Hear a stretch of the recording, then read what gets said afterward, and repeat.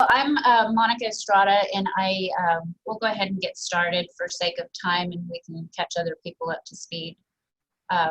We want to welcome you all to today's lunch, Learn at Lunch.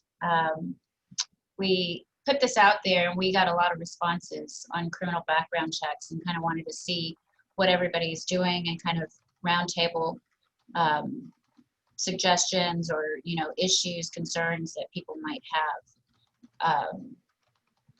I think I'll give a few more minutes. Yes, Tom's going to help me with chat. We found the chat's been very helpful. And let's see, Jay Myers is trying to connect. Is that Janice? I don't know. Maybe Jennifer Myers. Hi, Candace. Where are you coming in from? I'm in Austin, Texas. Hi, welcome. We're excited to have so many people from all over. It's a nice thing about Zoom. Yeah, it is indeed. Yeah, the drive here was horrible. Yes, I'm sure. It was More really dad fun. jokes, Tom. Come on. All right, so let's see. Do we want to get started? Sure. Okay, so criminal background checks on new employees prior to offering them a position. We had 82 of responses, 82% were yes. There was 13% no, 4% were sometimes. We had a total of 23 responses. I'm curious, and you can drop it in the chat, which do y'all fall under? Because that will help us gear our meeting today. Are you a yes, no, sometimes?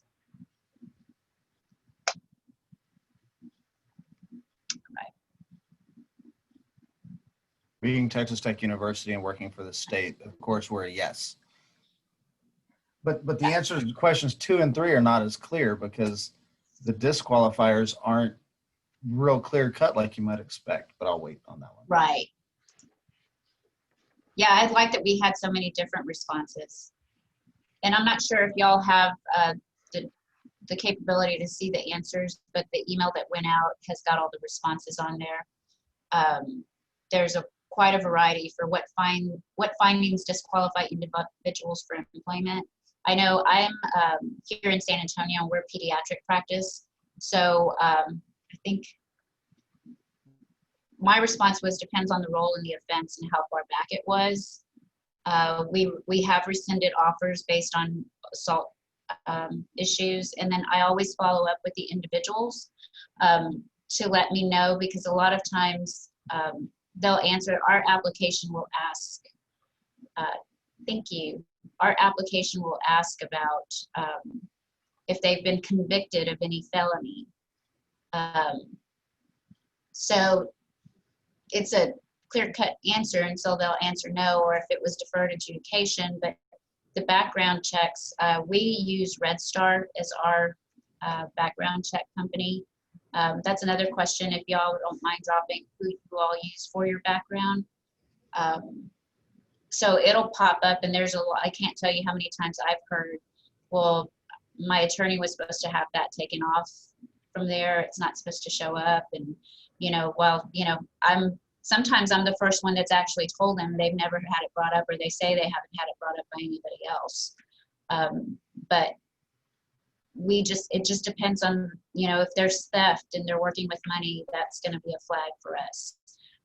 We're pediatrics, so obviously anything, luckily we haven't had anybody that has come up with any type of sexual offenses, but that would be a definite red flag for us. I was sharing earlier before we got the meeting started, I had a young lady that answered no. She interviewed great. Her background came dirty. I came and asked her about it because it was showing felonies and theft, and she had a great story for it, and it sounded plausible, but it just, in my gut, it just didn't sound right. So I did a little bit more digging on my own, and she was all over the news for stealing from patients, and there was quite a bit under her. So of course we declined her, and I didn't go into detail about what I found. I just let her know that because the background came back. negative we had to pass. If y'all would like to share some of your experiences or what disqualifies your candidates. I know policies, it's great if you follow them, but there might be policies that people are not following. So you want to be careful with that. If you've got a policy in place and you're not following it, or maybe it needs to be updated, that's something to consider. You know, Monica, one of the key things here lately is, since we've had all these active shooter events in the past few years, is to really run the check for to see if somebody's got a history of violence, assault, those types of things. And I remember a few years ago that running the background check was all over the map. I think EEOC had some type of lawsuit that didn't want us to do it because if you found a potential candidate was a criminal, that you were discriminating against them because they're a criminal. And Texas really didn't want to do that. And I remember attending a seminar here in San Antonio that they were saying, well, just run it on people that handle money or whatever it is. But with the violence nowadays, you really want to make sure that you can protect your staff by doing that. And if you look at item 10 on the screen right now, it's talking about Medicaid, Medicare, whoever wrote that. But that goes hand in hand with the OIG exclusion search. That's true. I do use OIG. I know there's some people that haven't heard of it, and it's probably people that are in smaller single practices. Let's see, checking. Does anybody ask a candidate that we're going to run a background check and ask the candidate, is there anything you want to tell me before I run this?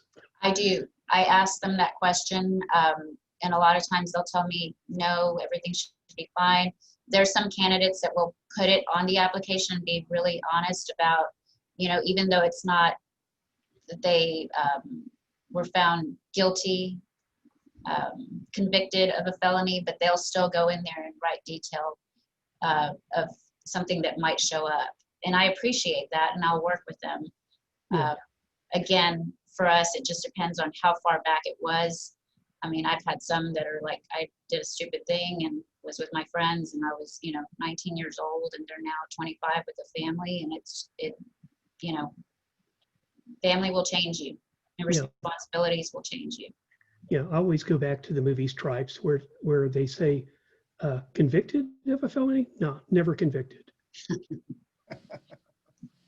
I always ask the question, just as we're sending out the background check information for them to fill out, I always make it pretty lighthearted, and I'll say something like, so if you're an axe murderer, now would be the time to let me know. But I do that in such a lighthearted way that it does open, and it has opened that door for them to go, something in my youth or something, something like that, where they feel much less vulnerable because of how I opened that conversation. But I absolutely do ask the question prior to sending out the background check. How about some of the other attendees? Are y'all asking questions?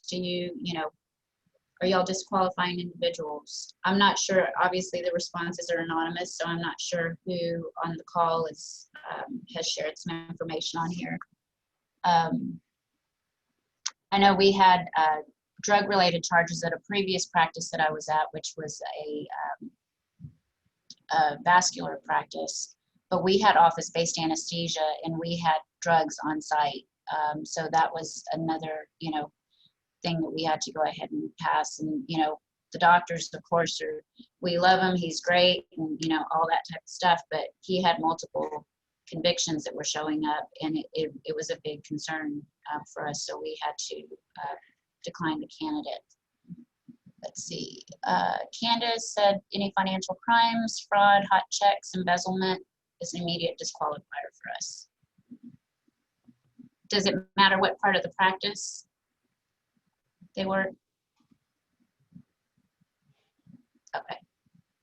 Yeah, there's some companies that are just a hard no, and that's fine too. I think that sometimes makes it a little easier for the person in human resources. They're not having to,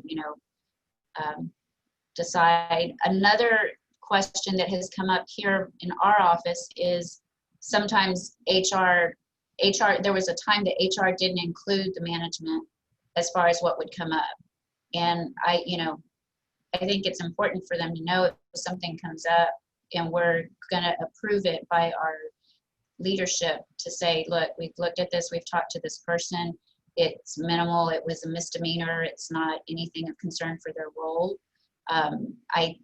I think the manager should know that information. What are your thoughts? I think it depends on what the issue is,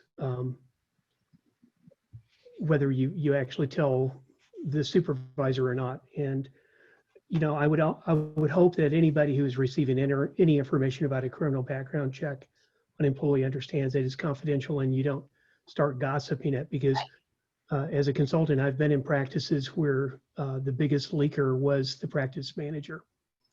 And you could have a meeting with somebody, and by the time you got back to your desk, everybody knew what you were in there for, which is not really good. But I think it really varies whether you tell people or not. And I think you have to be selective. Another part of it too, Monica, is to kind of coattail on what you were saying, is the criminal background checks probably should be kept in a separate folder away from the normal personnel record. Because if an employee comes in and wants to see their record, that's something that they don't really have to access. And again, if you have any of the alphabet agencies that come in to do a check, even including your I-9s, those should be kept separately too, so that they don't go through and look at your employees' files. That's a good point.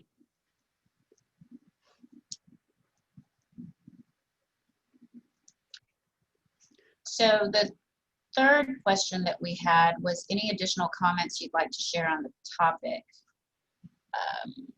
And Betty's doing a great job of adding that on there, or Thomas, somebody is. It's Tom doing it. Okay, thanks, Tom. I'm an overachiever, even though I'm semi-retired.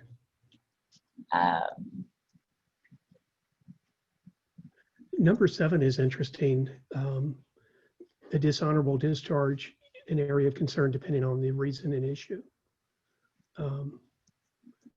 Being retired military, I agree with that. I mean, a dishonorable discharge means they did something, and usually it's something bad. And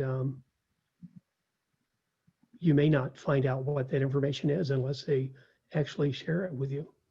I was going to ask a follow-up to that. Is that disclosed on a background check? Your discharge type? No. No. Okay. It would I've never come across it, so I didn't know. Yeah, I would think it's self-disclosed that you did that. And I think it really depends on what you're applying for. I have seen job applications before where it asks you if you've had military service, because they want to know if you're a veteran. Sometimes companies will have preferential hiring for a veteran. The state of Texas does. Yeah, and so you get into the point of what was your discharge rating, and it's either honorable, general, dishonorable. Those are the 3 major categories. Yeah, I'm actually looking at our application because all it gives is military service branch from and to. So Yeah. Now, I think when you're doing a physician, if you're doing like a physician who's trying to get credentials through CAQH or some of these agencies, I think they do ask a military question on that application. now, does that show up on the National Practitioner Data Bank? I don't think so. Oh, that's tough. Yeah. Somebody else had a question of curious what others do in the cost. I know I saw somebody post that they had, they go through ADP. We go through Red Star. Our background for county and national is $18. Others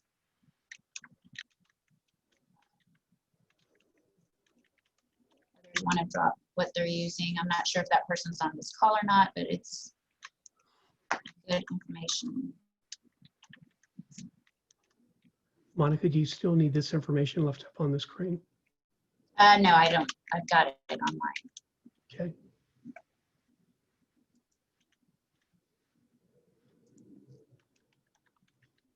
Got a quiet group of folks.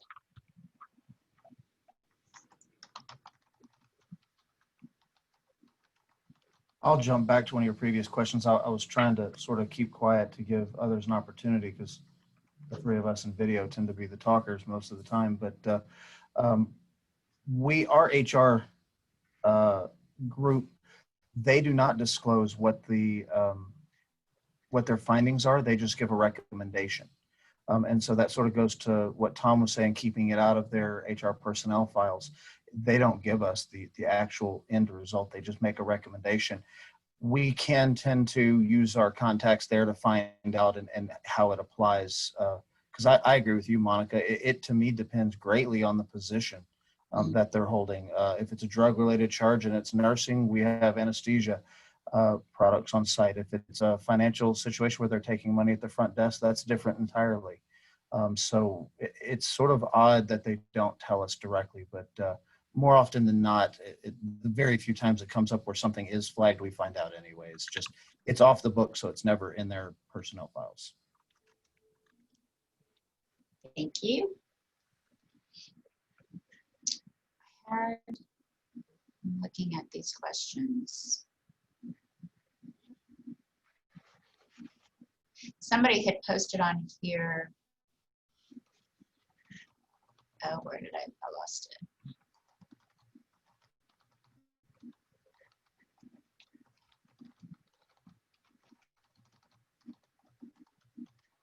Somebody had posted that they do background checks on all new hire providers and billing personnel. My stance on that is that if you're going to do for one, you're going to do for all. Otherwise, it could pose an issue later on down the road.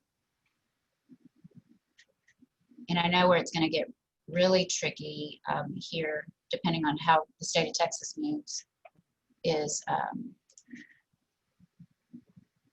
marijuana. So everything that I've been reading as far as muddied waters, as far as drugs, that's on drug screens. I'm sorry, I'm getting my wires crossed, but if it showed up on any type of conviction, that's something else to consider. So I was wondering if anybody processes a background check after the employee is hired, say like 3 to 5 years after they've been there, just to make sure that they're still on the straight and narrow. We don't, but that's something that I have talked about because things happen, and I think people, if they've got good people working for them, they're kind of don't want to rock the boat and necessarily pull up anything that could get them out of the practice. So what do you do if you run a background check for somebody that has been there for 3 to 5 years on every employee as an example, and you see that one of your key managers or even the practice administrator, theirs comes back with something like a DUI or something like that? How would you handle that?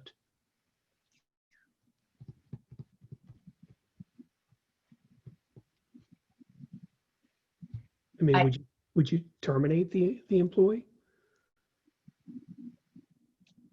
I don't know. I can't remember exactly the wording our handbook has, but it does talk about, if something comes up, you're to notify your human resources department. Of course, not everybody reads all the handbook, especially those things that they don't want to, that are not important to them. But I would probably come from that approach.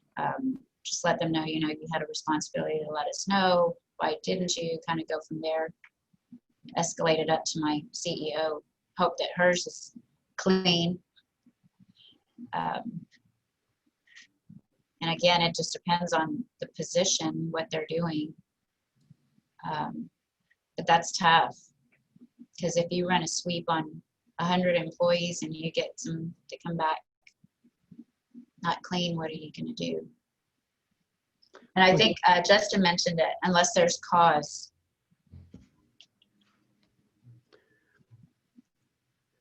Yep. That was obviously a very specific example. We had a situation where we found out over a lunch break an employee had gotten picked up for shoplifting, and so and they handled money, so we ran another check on them. Ultimately, we decided to let that employee go.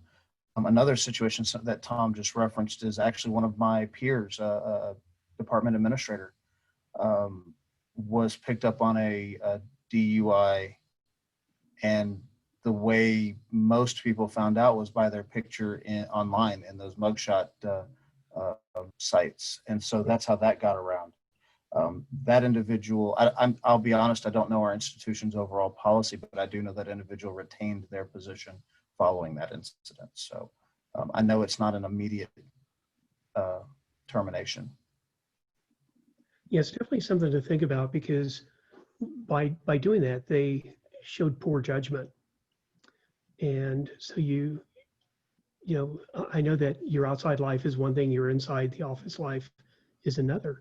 But if you're the key administrative person in your practice, and you're supposed to set the example for your staff, it really puts everybody in a precarious situation, really puts the doctor's back up against the wall if he's the owner, to figure out what they're going to do with you.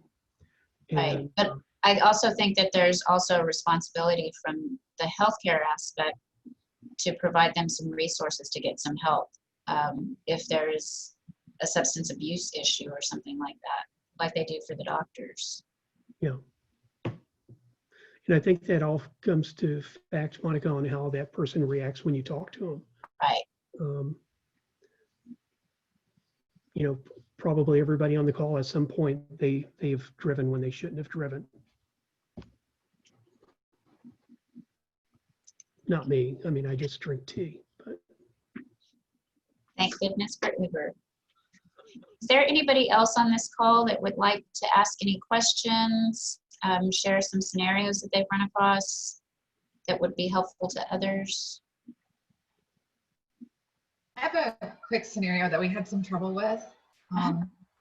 We asked if you've been convicted of any felonies on our application, which this is a side issue, but in Austin, in the city of Austin, you can no longer ask that. So we took it off of our application altogether. But prior to that, we did have an incident where we asked, do you have any felonies? Let us know now, because we're going to do a background check. And someone said no. And then we did the background check, and it turned out that they did. So we rescinded the offer because they lied on their application, not because of the felony per se. Have you seen that before? And what do you think you would do in that kind of situation? I think I would have an issue with the honesty factor personally, because you came right out and asked, and they blatantly lied about it. That's actually my issue personally. That was my thinking too. Therefore, we didn't really need to evaluate the felony itself, though it was for drug misuse and it was from stealing from a doctor. Okay. So it was ultimately an issue on both levels, but we chalked it up to the line on an application. Right. Yeah, because if they're going to lie about something big like that, what else is going to Correct. later? Yeah. Yeah, integrity is one of our values, so that's probably what I would use. Uh-huh.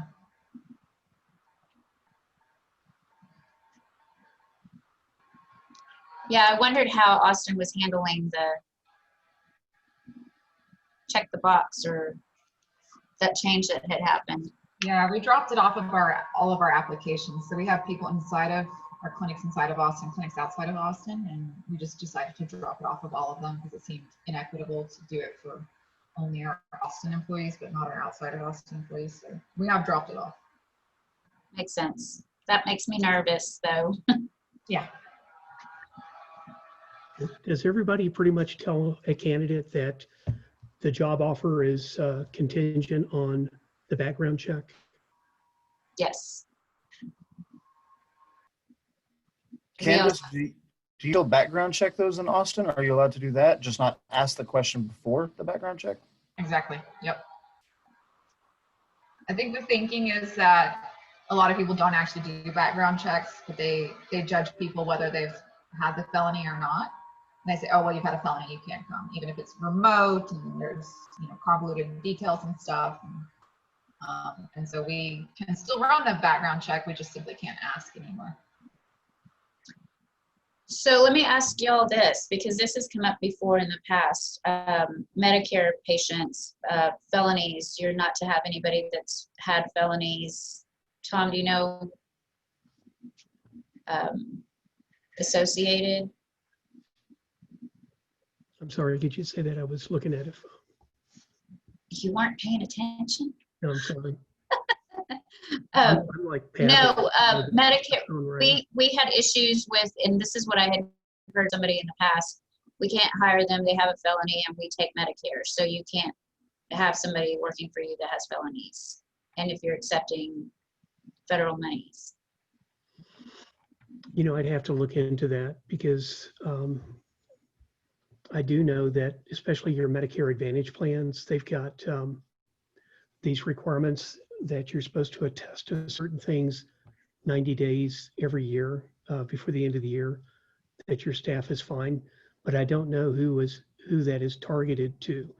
I don't know whether it's the physician or a provider that has like an NPI and they're billing out in that.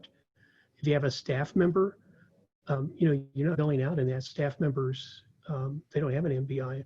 Right. I don't believe they do. So yeah, it was just something that was kind of used as a general, and I think it was just kind of, it's easier just if disqualify anybody, but I don't know if there was any legitimacy to it. Yeah, and actually one of the responses on question number 2, item 10 was referencing back to Medicaid and Medicare. And, but I'd have to check into that to see, it's been a while since I've actually been in a medical practice full-time to know that off the top of my head, unless somebody on the call knows.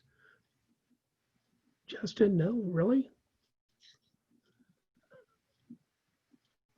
The other, I guess what concerns me too is those things that don't come up on background checks. And we had an employee that worked for us at 2 previous practices ago. Great employee. We had helped her out with a bunch of stuff. She had fell on hard times, and we got together as a group and helped. And she stole. She was stealing money. Patients were bringing in money, and that was back when we were hybrid paper and EMR, converting to EMR. And she was giving them handwritten receipts and keeping the money. It was a patient that had complained that she had a complaint about her receipt. And so when we looked into it, we saw that there were multiple, investigated multiple. We terminated her. We questioned her. She admitted it. We terminated. But then I asked the doctors about pressing charges, and they didn't want to press charges because they thought losing her job was enough. I came from a different standpoint, as if she's stealing from us, she's going to go somewhere else, and that could possibly happen there too. And because we didn't report it, I'm curious how others feel about that.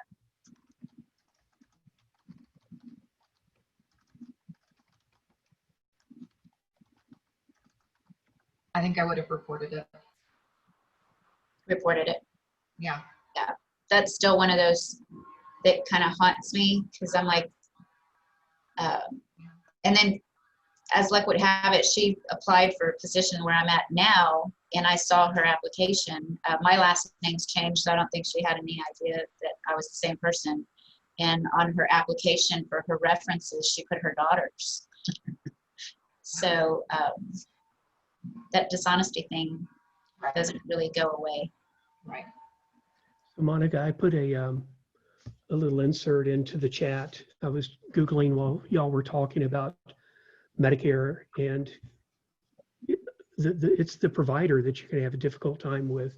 Right. That was what that made sense to me. I just didn't think a blanket sweep of everybody, but I had to pass on an employee, a candidate, who admitted he had made a mistake. He told me he was very upfront about it during the interview. At that time, he was 19 years old, and he was 25 now with kids and a family. And I was willing to give him a second chance because he was going to be working in an area that wasn't a concern to me. But my boss at the time told me, no, we can't because we, accept Medicare. And so I think it was just misinterpretation. Yeah. Yeah, I even did a search for if an employee on your staff, and it came back basically, there is a, naturally CMS has a document for everything in the world. And there is one that has a lot of guidance for that. And I guess I deleted it already, but you could just Google, will Medicare pay if you have an employee that had a felony, and you'll get some results that pop up. Love Google. Yeah, and I think a lot of it too is the type of clinic that you're really working in, whether you're going to do it or not. I mean, hospitals definitely have different rules than what medical practice may have. Right.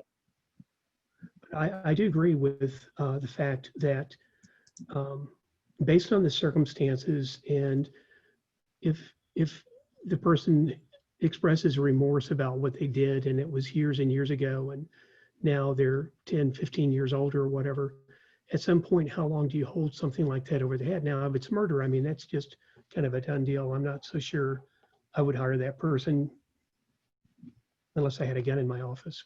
But you just got to make a gut call. Yeah. And we've had people that show up with an assault, but they weren't, it was considered a misdemeanor, or they did deferred adjudication. But we've still said no, based on, when she interviewed, when we asked her some questions about her previous employer, she was you could tell she was upset about it, visibly upset. And so that in conjunction with an assault, I'm like, yeah, maybe, and a DUI, I'm like, there's just some, maybe we're not making the best choices. Yeah. And I'm sorry, I mean, you feel bad for the people, but you've got to consider your staff and in the company. About 35 years ago, when I was in the Air Force, a recruiter, and I was processing a young guy who's probably 18, 19 years old to enlist in the Air Force. And he tells me he doesn't have any criminal background or whatever. And we ran the check, and it came back that the guy was busted for stealing dirt. And yeah, and because at that time in this small county, they estimated the value of the dirt that he stole, and it basically put it into a category that disqualified him from entering the Air Force. So here I am having to tell this guy that, hey, look, I'm sorry, but you stole dirt and you're not able to join the Air Force. And I'm thinking, sometimes there are some stupid rules. That's a new one. Yeah.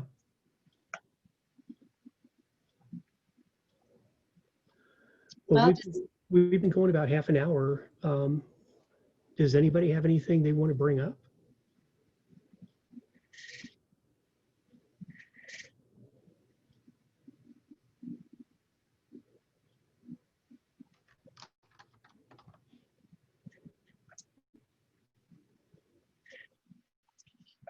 Well, we appreciate you joining.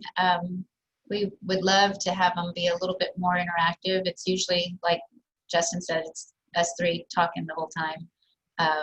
We were hopeful with this topic and so many responses that we would have some more questions. And we're happy to help in any which way that we can. If you want to reach out to Betty after, if you've got some specific questions, we can, address them from there.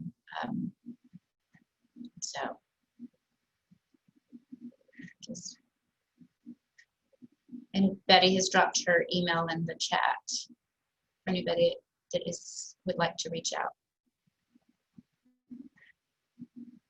All right, well, with that, I will say, I hope y'all have a good rest of your day, and please continue to participate in our Friday Focus, and we'll see what we've got set up for next time. Bye, everyone. Have a good evening, afternoon.